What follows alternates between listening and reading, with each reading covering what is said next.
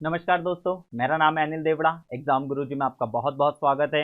आज corona virus से related आज ये दूसरा वीडियो है। इसके पहले वाले वीडियो में मैंने आप लोगों को बताया है कि किस तरह से कोरोना वायरस हमारे फेफड़ों को इन्फेक्टेड करता है और क्यों सिर्फ फेफड़ों की कोशिकाओं पर ही ये अटैक करता है, फेफड़ों के हमारे लंग्स को ही क्यों इन्फेक्टेड करता है। ये कोरोना वायरस के बारे में हमने देखा था।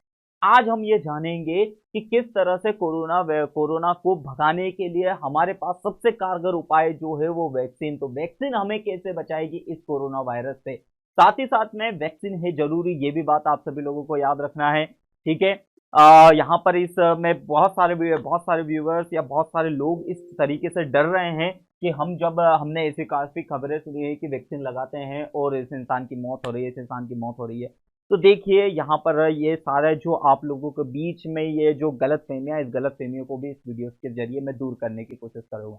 तो चलिए, सबसे पहले हम सारी इन चीजों को बड़े अच्छे तरीके से समझते हैं, ठीक है, डिटेलिंग में। और जिसने भी इसका पहले वाला वीडियो नहीं देखा है वो डिस्क्रिप्शन में मैं इसके लिंक दे दूंगा, वो वीडियोस आप जरूर देखें। इसके बाद आपको ये वाला टॉपिक काफी अच्छी तरीके से समझ में आएगा।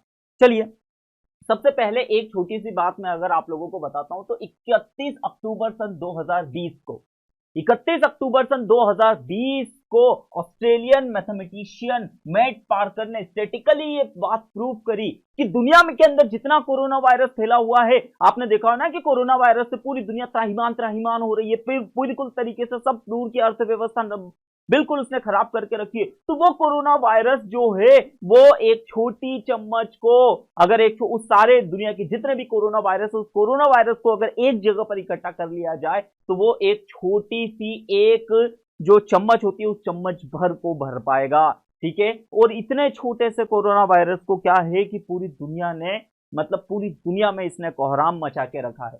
तो मैट पार्कर, ऑस्ट्रेलियन के मैथमेटिक्स मैट पार्कर ने 13 अक्टूबर सन 2020 को स्टैटिकली इस बात को प्रूव किया कि दुनिया भर का कोरोना वायरस सिर्फ इतना सा है। ठीक है। साथ ही साथ में अब आगे चलते हैं, ध्यान से देखते जाइएगा। तो जिसने क्या कर रखा है कि इस छोटे से कोरोना वायरस ने करीब करीब अभी तक 17 लाख से ज्यादा मौतें हो चुकी है इस कोरोना वायरस की वजह से। और साथ ही साथ में आप सभी लोगों को ये भी याद रखना है कि पूरी दुनिया की इकोनॉमी, जो पूरी दुनिया में करीब करीब 73 लाख करोड़ का नुकसान हो चुका है अभी तक इस कोरोना वायरस की वजह से। तो ये बहुत ही घातक बीमारी है, बहुत ही तेजी से फैलने वाली बीमारी है। तो इस बीमारी से बचने के लिए एक बहुत कारगर उपाय है जो हमने खोज निकाला है, वो है वैक्सीनेशन। और जल्दी से जल्दी इस बीमारी से जल्दी मुक्त होने का एक ही तरीका है कि जल्दी से जल्दी हम वैक्सीनेशन करवा पाए। ठीक है। चलिए, तो अब ध्यान से देखते हैं हम कि हमारे शरीर के अंदर वैक्सीनेशन अगर हमने बना ली है तो वो वैक्सीनेशन किस तरह से काम करेगी, आपके शरीर के अंदर किस तरीके से काम करेगी, उसका क्या इफेक्ट होता है, ये हम देखते हैं। तो वैक्सीनेशन, सबसे पहले अगर हम कोरोना वायरस की बात करें तो कोरोना वायरस कुछ इस तरीके से शब्द का नाम रखा गया है कि कोरोना का मतलब होता है क्राउन, क्राउन का मतलब होता है ताज, और वायरस का मतलब होता है वेनम, वेनम यानी विष।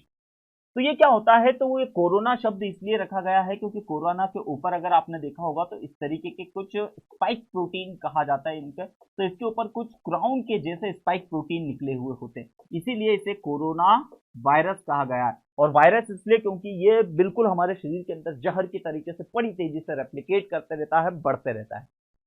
ठीक है। अब 31 दिसंबर सन 2019 को, हालांकि इससे पहले भी ये इसके मतलब खबरें आ चुकी थी कि कुछ इस तरीके से बीमारी फैली है, लेकिन फिर भी अगर इसको इस तरीके से देखा जाए, मतलब डॉक्यूमेंट्री के आधार पर देखा जाए, तो 31 दिसंबर 2019 को चाइना में पहली बार कोरोना वायरस मिला। तो चाइना में जब पहली बार कोरोना वायरस मिला कुछ इस तरीके से, और साथ ही साथ में ठीक इस कोरोना वायरस से वहां पर लोगों की मौत हो रही, तो वहां के वैज्ञानिकों ने क्या काम किया, तो वहां के वैज्ञानिकों ने एक बड़ा अच्छा काम किया। और वो क्या काम किया कि ठीक 31 दिसंबर 2019 के बाद, यानी 11 दिन बाद, 11 जनवरी 2020 को 11 जनवरी 2020 को इस कोरोना वायरस के अंदर उन्होंने झांका, और झांक के बाद में आपने ये चीजें देख लो, तो ये है इसका जेनेटिक मटेरियल। और कोरोना वायरस का जो जेनेटिक मटेरियल होता है वो है आरएनए, यानी कोरोना जो वायरस है वो एक आरएनए वायरस है, इसके अंदर सिर्फ आरएनए होता है, डीएनए नहीं होता है। तो इसका जेनेटिक मटेरियल जो होता है वो आरएनए होता है।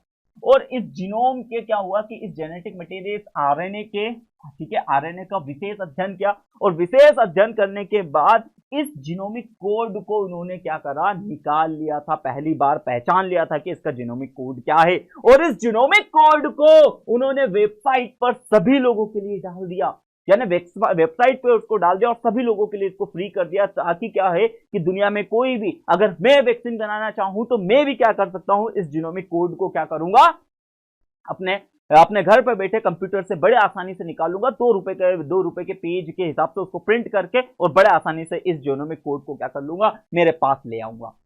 अब बस जैसे ही ये बात क्या पता चली दुनिया के बड़ी बड़ी दवा निर्माताओं कंपनियों जैसे फाइजर और मॉडर्ना जैसी कंपनियों को पता चली, तो यहां पर इन्होंने सिर्फ सबसे पहले क्या हुआ, तो उस वैक्सीन बनाने की दौड़ में ये लोग शामिल हो गए, ये बड़ी बड़ी कंपनियां दौड़ में शामिल हो गई। क्यों? क्योंकि इनके पास था अब वो कोरोना वायरस के आरएनए का जीनोमिक कोड अब उनके पास था, ठीक है, जिसके आधार पर ही आगे जाके वैक्सीनेशन बन पानी थी या वैक्सीनेशन बन जानी थी।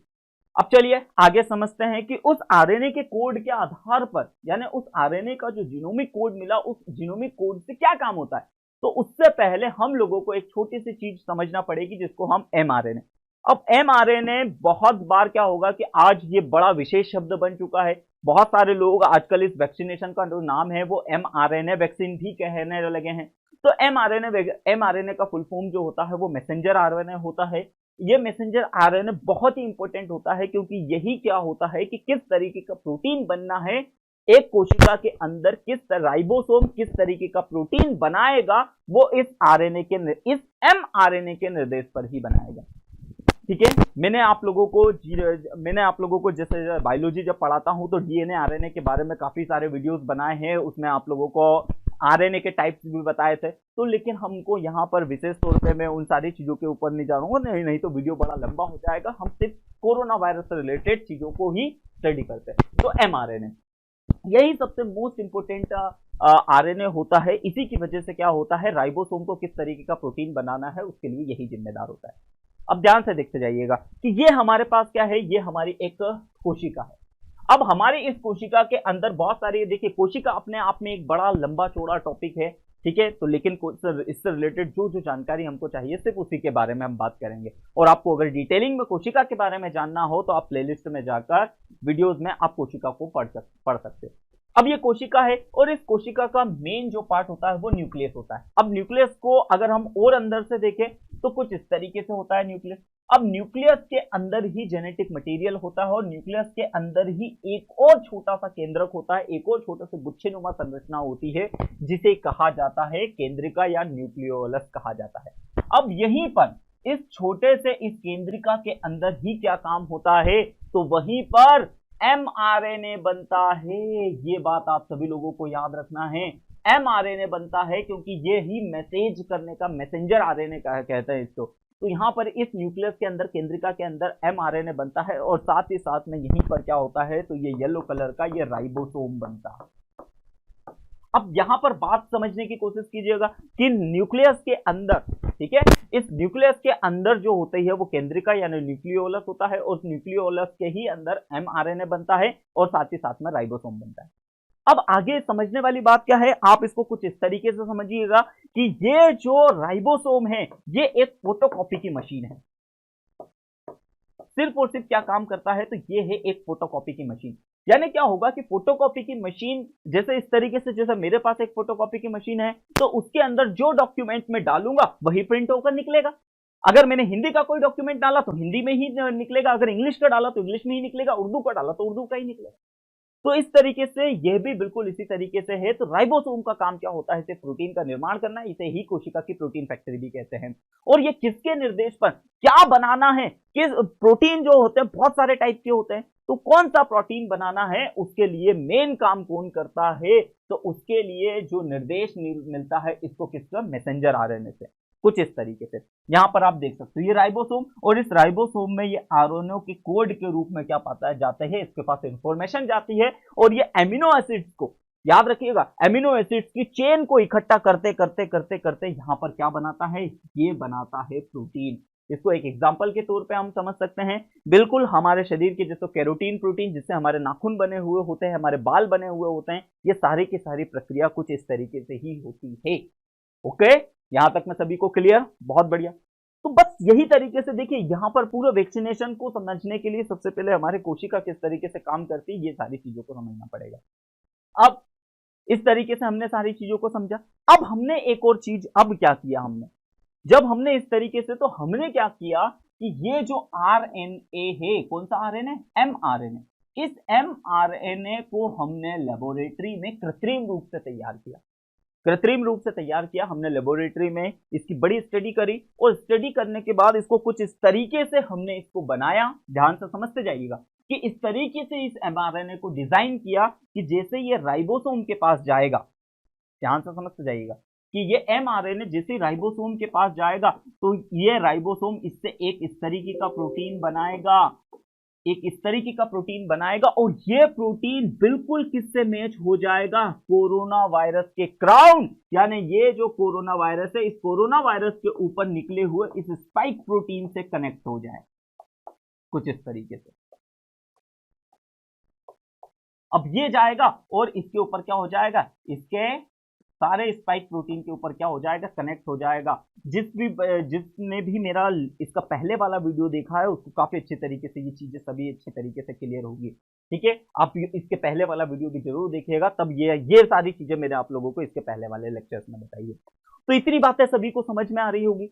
तो यहां पर हमने क्या करा कि यहां से कृत्रिम रूप से हमने एक ऐसा आरएनए बनाया, एक ऐसा मैसेंजर आरएनए बनाया, कृत्रिम रूप से हमने लेबोरेटरी के अंदर बनाया, जिसके अंदर क्या कोड डाल दिए कि कुछ इस तरीके के कि राइबोसोम के पास जाके उसके अंदर इस तरीके से कोड थे कि राइबोसोम उसको क्या करे कि कोरोना वायरस के ऊपर चिपकने वाले स्पाइक प्रोटीन का निर्माण कर दे।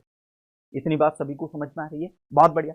अब रही बात, अब इसे हम शरीर के अंदर इंटर कैसे करवाएं, ये तो बाहर बनाया हमने, तो इसके लिए क्या किया जाता है, तो लिपिड नैनो पार्टिकल के पैकेट बनाए जाते हैं। लिपिड नैनो पार्टिकल ये बड़ा छोटा सा होता है और इसके चारों तरफ क्या होता है, वसा की एक परत, एक मतलब आप कैप्सूल जैसा समझ लीजिए, बहुत छोटे छोटे से इस तरीके से इसको बना दिया जाता है, और फिर इसे इंजेक्शन में भर कर एक शरीर के अंदर डाल दिया जाता है, जिसे डेल्टोइड मसल्स के अंदर यहां पर, या इसे सीधे सीधे तौर पर हम समझ सकते हैं कि अपर आर्म में कुछ इस तरीके से इंजेक्ट कर दिया जाता है। ठीक है, और यही है वैक्सीन। ठीक है, चलिए बहुत बढ़िया। अब आगे देखते जाइए कि जब ये लिपिड नैनो पार्टिकल शरीर के अंदर जाता है तो क्या होता होगा।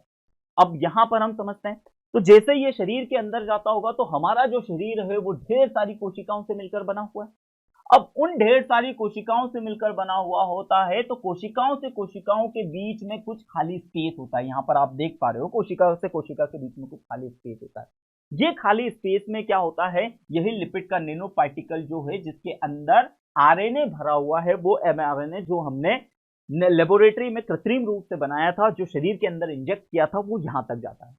इतनी बात सभी को समझ में। और साथ ही साथ में क्या होता है, ये बड़ा छोटा सा होता है, इसके ऊपर क्योंकि हमने लिपिड की परत डाल रखी है, तो वो लिपिड की परत की वजह से क्या होता है, ये बड़े आसानी से इस कोशिका झिल्ली के अंदर फ्यूज हो जाता है, यानी इस शरीर के इस कोशिका के अंदर घुस जाता है। अब यहां पर देख पा रहे हो कोशिका के अंदर घुस गया। अब जैसे कोशिका के अंदर घुसता है और ये आरएनए इसमें से बाहर निकलता है, और ये आरएनए आगे जाकर किसके पास, तो ये छोटे छोटे ये गोले जो दिख रहे हैं, राइबोसोम के पास जाता है। अब जैसे राइबोसोम को इंफॉर्मेशन मिलती है इस मैसेंजर आरएनए से, और इस मैसेंजर आरएनए के अंदर तो स्पाइक प्रोटीन बनाने की हमने क्या कर रखी है, कोड लैंग्वेज डाल रखी है, तो जिसकी वजह से ये धड़ाधड़ क्या बनाने लग जाता है, यहां पर आरएनए से इस तरीके से स्पाइक प्रोटीन बनाने लग जाता है। और आप देख पा रहे होगा कि ढेर सारे इस कोशिका के अंदर क्या बनने लग जाते हैं, स्पाइक प्रोटीन बनने लगते हैं। ओके, काफी अच्छी तरीके से चीजें क्लियर हो रही होगी। अब ये स्पाइक प्रोटीन क्या होता है, तो ये स्पाइक प्रोटीन सीधी सी बात है, कोशिका के अंदर तो काम नहीं है उसको, तो स्पाइक प्रोटीन इस कोशिका झिल्ली से बाहर निकलता है। अब बाहर निकलने के बाद ध्यान से देखिएगा, जिस तरह से हमारे हर एक देश को चलाने के लिए उसका संविधान होता है, उसी तरीके से किसी कोशिका के अंदर क्या प्रोटीन बना उसे कहीं ना कहीं दिखाना पड़ेगा। तो यहां पर क्या होता है, इसके अंदर इतने सारे ये स्पाइक प्रोटीन बनते हैं, और ये यहां जाकर कोशिका के ऊपर का एक मॉलिक्यूल होता है, उस मॉलिक्यूल के ऊपर आकर ये अटैच हो जाता है कुछ इस तरह से। अब यहीं पर अटैच हो जाता है, इसका मतलब यहां पर क्या होगा कि इस कोशिका ने बता दिया कि मैंने ये वाला प्रोटीन बनाया है, ये वाला स्पाइक प्रोटीन बनाया है, और इसे कहा जाता है MHC क्लास 1, यानी मेजर हिस्टो कॉम्पैटिबिलिटी। ठीक है, क्लास 1। ठीक है, इसे MHC क्लास 1 कहा जाता है इस मॉलिक्यूल को। अब साथ ही साथ में ढेर सारे मॉलिक्यूल इस कोशिका के बाहर भी निकल जाते हैं, क्योंकि ढेर सारे स्पाइक प्रोटीन इस कोशिका के बाहर भी निकल जाते हैं, क्योंकि काफी सारे अमाउंट में बने हुए हैं। अब इस कोशिका के जितनी भी हमारे शरीर के अंदर कोशिकाएं हैं, उन कोशिकाओं को चारों तरफ से WBC यानी व्हाइट ब्लड सेल्स के अंदर के मिलियंस ऑफ सेल्स होते हैं, और मिलियंस ऑफ टाइप के अलग अलग सेल्स होते हैं जो इनको डिस्ट्रॉय करने का मतलब इन्हें खाने का काम करेंगे, या फिर हमारे शरीर के अंदर आने वाले बैक्टीरिया वायरसेस को से लड़ने का काम करते हैं। तो ये ढेर सारे मिलियंस ऑफ टाइप्स हमारे पास क्या होते हैं, ये सेल्स होते हैं। ठीक है, अब ये सारे के सारे सेल क्या करते हैं कि कहीं ना कहीं मतलब कि किसी ना किसी प्रकार से क्या होते हैं, हमारे शरीर को रोगों से मुक्त रखने का काम करते हैं या रोगों से लड़ने का काम करते रहते हैं। अब क्या होगा, तो इस कोशिका के ऊपर जो स्पाइक प्रोटीन बना हुआ है, ये MHC क्लास 1 के मॉलिक्यूल के ऊपर इस कोशिका ने जो स्पाइक प्रोटीन बनाया वो MHC क्लास 1 के ऊपर दिखाया, और ये सारे के सारे इनमें से क्या होंगे, ये सारे के सारे जैसे cytotoxic T cell, B cell, ठीक है, और हेल्पर टी सेल, ये इस तरीके से ढेर सारे होते हैं। ये सारे के सारे एक एक करके क्या जाएंगे, इसके ऊपर अटैच होने की कोशिश करेंगे, और कोई ना कोई एक क्या करेगा, इससे अटैच हो जाएगा। ठीक है, अब वो अटैच कौन होता है, तो वो अटैच होता है साइटोटॉक्सिक टी सेल। तो ये साइटोटॉक्सिक टी सेल जो होता है वो MHC1 के ऊपर चिपके हुए स्पाइक प्रोटीन के ऊपर अटैच हो जाता है। थोड़ी सी यहां पर अब थोड़ी सी टेक्निकल लैंग्वेज ज्यादा आ गई है, थोड़ा सा ध्यानपूर्वक समझते जाइएगा, काफी अच्छी तरीके से चीजें को समझना आते जाएगी। और साथ ही साथ में क्या होगा, कुछ स्पाइक प्रोटीन जो होते हैं वो बीटा सेल से कनेक्ट हो जाते हैं, और कुछ स्पाइक प्रोटीन किसके, माइक्रोफेजस, और माइक्रोफेजस क्या काम करते हैं, तो इस स्पाइक प्रोटीन को खा जाते हैं, और खा जाने के बाद क्या होता है, अपने ऊपर दिखाते हैं कि मैंने इस प्रकार के स्पाइक प्रोटीन को खा गया हूं। ओके, अब इसके बाद क्या होता है, ये तीन तरीके की सेल्स को अच्छी तरीके से याद रखना है। साइटोटॉक्सिक टी सेल्स क्या होते हैं, वो MHC1 के ऊपर चिपके हुए स्पाइक प्रोटीन से चिपक जाते हैं, कुछ स्पाइक प्रोटीन बी सेल्स के साथ, और कुछ स्पाइक प्रोटीन माइक्रोफेजेस के साथ कनेक्ट हो जाते हैं। अब इन सब का बाप, इन सारे सेलों का बाप कौन आता है, हेल्पर टी सेल। ये मोस्ट इंपोर्टेंट होता है, ये बहुत ही इंपोर्टेंट होता है हमारे शरीर के अंदर। अब ये हेल्पर टी सेल क्या काम करेगा, ध्यान से समझते जाइएगा। अब ये हेल्पर टी सेल जो होता है वो साइटोटॉक्सिक टी सेल बताया था, सॉरी माइक्रोफेज अभी हाल मैंने बताया था ना, यहां पर ध्यान से देखते जाइएगा कि ये माइक्रोफेज के साथ में ये हेल्पर टी सेल क्या हो जाता है, कनेक्ट हो जाता है।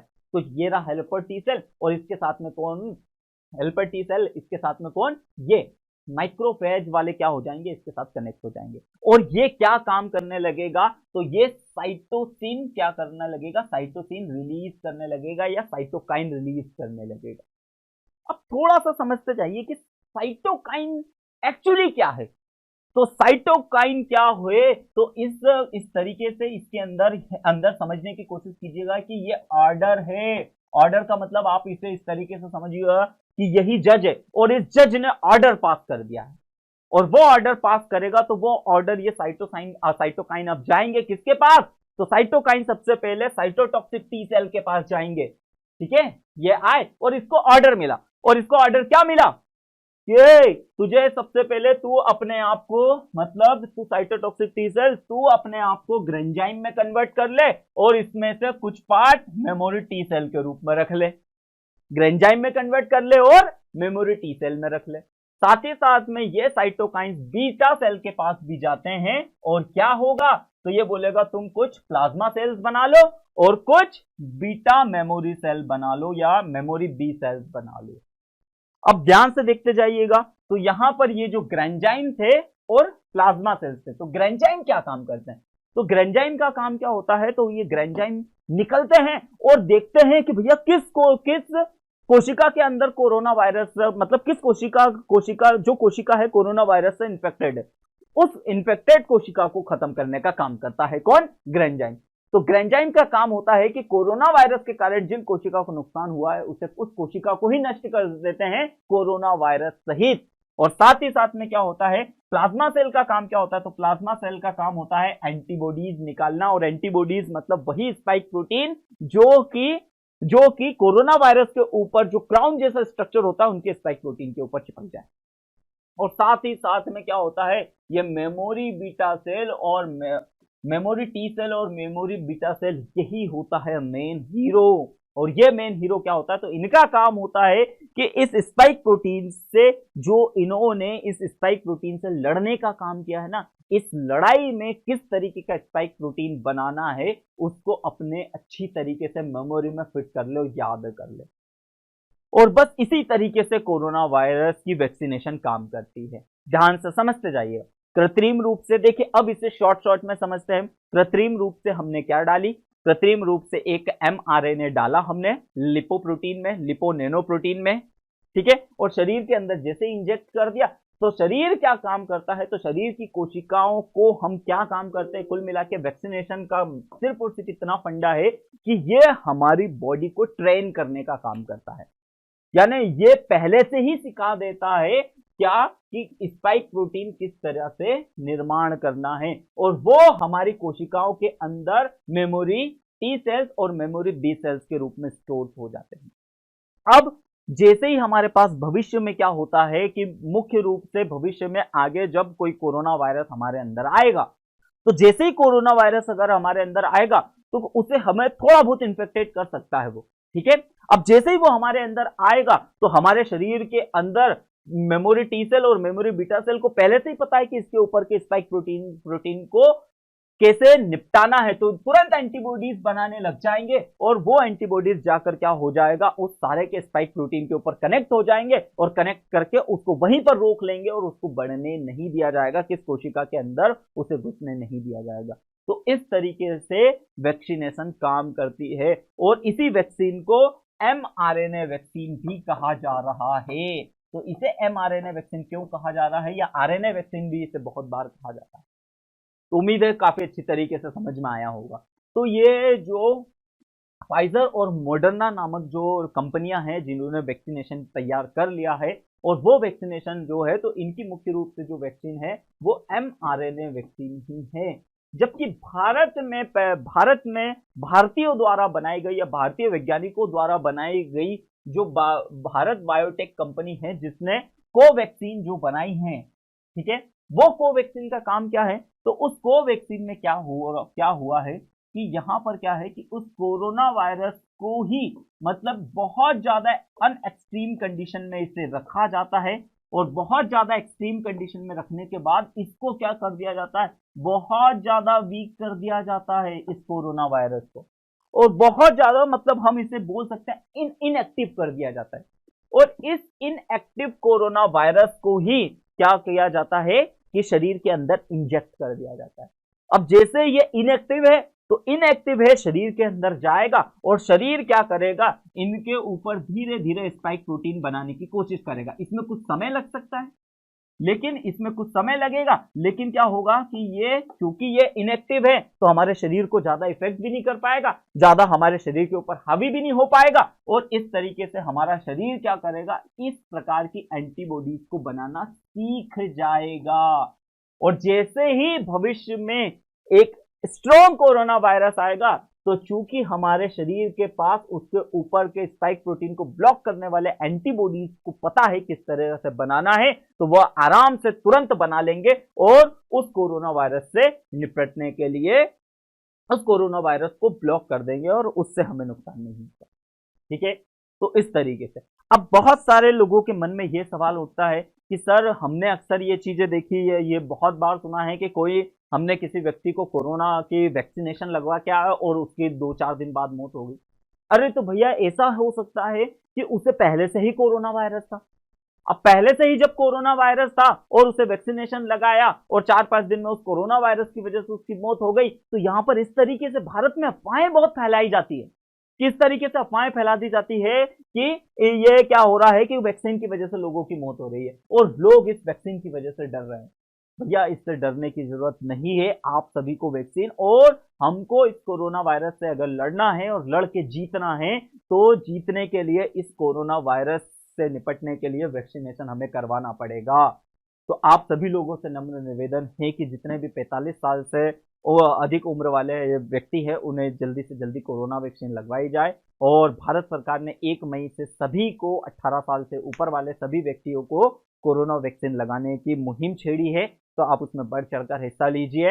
अपने आप को सुरक्षित रहिए, सोशल डिस्टेंसिंग का पालन कीजिए, साथ ही साथ में मास्क हमेशा लगाए रखिए। एग्जाम गुरुजी की टीम सभी चाहती हैं कि आप सुरक्षित रहें, आपका परिवार सुरक्षित रहे, ठीक है, हम सुरक्षित रहें ताकि हमारा देश सुरक्षित रहे।